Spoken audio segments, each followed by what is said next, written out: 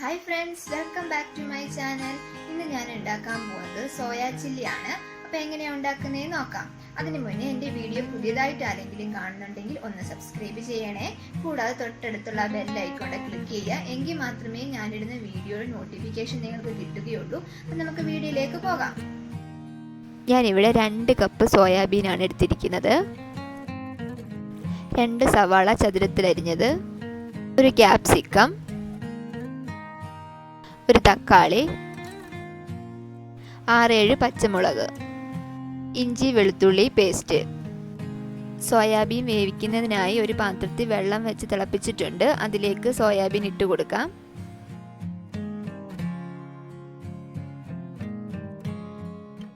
കാൽ സ്പൂൺ ഉപ്പ് കൂടി ചേർത്ത് കൊടുക്കാം. സോയാബീൻ വെന്തിട്ടുണ്ട്. ഇനി തീ ഓഫ് ചെയ്യാം. ഇനി നമുക്ക് മസാല റെഡിയാക്കാം. അതിനായിട്ട് 3 സ്പൂൺ കോൺഫ്ലവർ എടുക്കാം.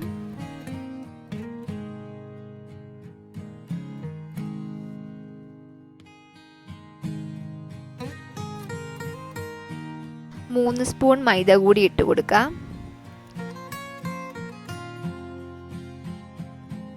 2 സ്പൂൺ മുളക് പൊടി ഇടാം. 1/2 സ്പൂൺ കുരുമുളക് പൊടിയും കൂടി ചേർക്കാം. 1/4 സ്പൂൺ ഉപ്പ് കൂടി ഇടാം.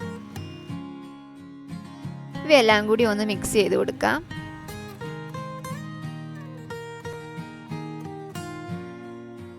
ഇതിലേക്ക് ഒരു 1/4 സ്പൂൺ ഇഞ്ചി വെളുത്തുള്ളി പേസ്റ്റ് കൂടി ഇട്ട് കൊടുക്കാം. ഇനി ഇതിലേക്ക് വേവിച്ച് വെച്ചിരിക്കുന്ന സോയാബീൻ കൂടി ഇട്ട് കൊടുക്കാം.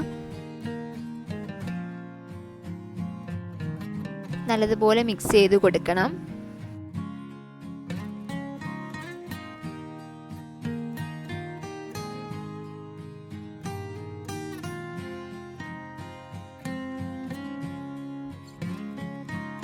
നല്ലതുപോലെ മിക്സ് ആയിട്ടുണ്ട്. ഇനി ഒരു 10 മിനിറ്റ് നമുക്കിങ്ങനെ വെക്കാം. ഇനി നമുക്കിത് ഫ്രൈ ചെയ്തെടുക്കുന്നതിന് വേണ്ടി കുറച്ച് ഓയിൽ ഒഴിച്ചു കൊടുക്കാം. മസാല പുരട്ടി വെച്ച സോയാബീൻ ഇനി ഇട്ട് കൊടുക്കാം.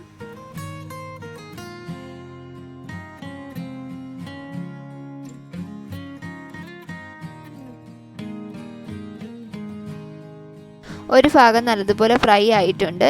ഇനി നമുക്കിത് തിരിച്ചിട്ട് കൊടുക്കാം.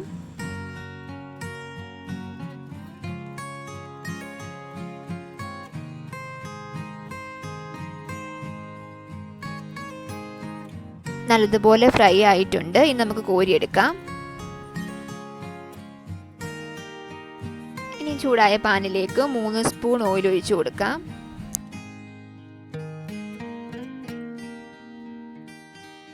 അരിഞ്ഞു വെച്ചിരിക്കുന്ന സവാള ഇട്ട് കൊടുക്കാം. ഒന്ന് ഇളക്കി കൊടുക്കണം.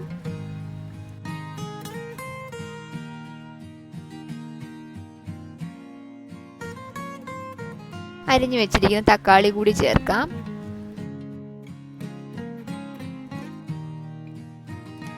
ഇനി വെച്ചിരിക്കുന്ന ക്യാപ്സിക്കം കൂടി ഇട്ട് കൊടുക്കാം.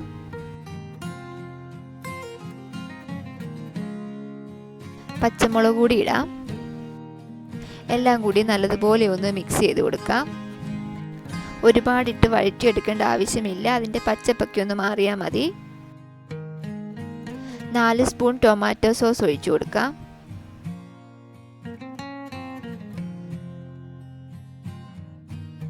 2 സ്പൂൺ സോയാ സോസ് കൂടി ഒഴിക്കാം.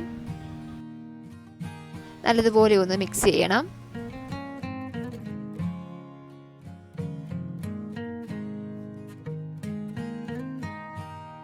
കാൽ സ്പൂൺ ഉപ്പ് കൂടി ചേർത്ത് കൊടുക്കാം.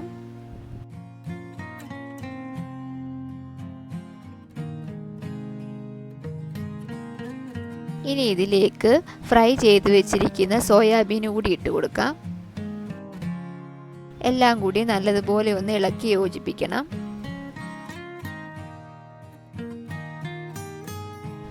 അര സ്പൂൺ പഞ്ചസാര കൂടി ചേർത്ത് കൊടുക്കാം.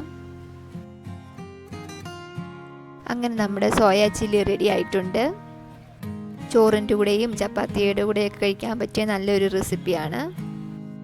ഇത് നിങ്ങൾ ഒന്ന് ട്രൈ ചെയ്ത് നോക്കണം. അപ്പോൾ ഇന്നത്തെ വീഡിയോ ഇഷ്ടമായെങ്കിൽ ലൈക്ക് ചെയ്യുക, കമൻറ്റ് ചെയ്യുക, സബ്സ്ക്രൈബ് ചെയ്യാൻ മറക്കരുത്. അപ്പോൾ മറ്റൊരു വീഡിയോയുമായി വീണ്ടും കാണാം. താങ്ക്